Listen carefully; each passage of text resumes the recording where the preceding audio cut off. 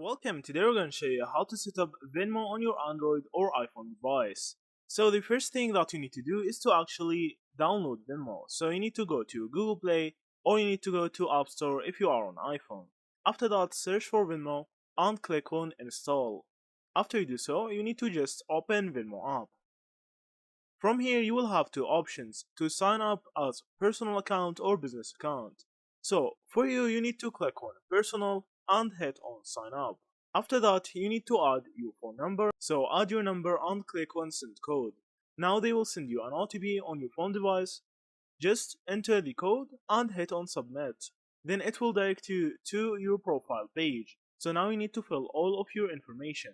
So you need to enter your name, last name, username, email address and password. After that, check the box saying I am at least 18 years old and agree to the following terms.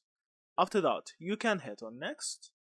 And now you need to click on agree for the policies. After that, now you have successfully set up your account. So now you can just use Venmo to transfer your money, request money, or pay for other services. So that's it. Thank you for watching and see you in the next videos.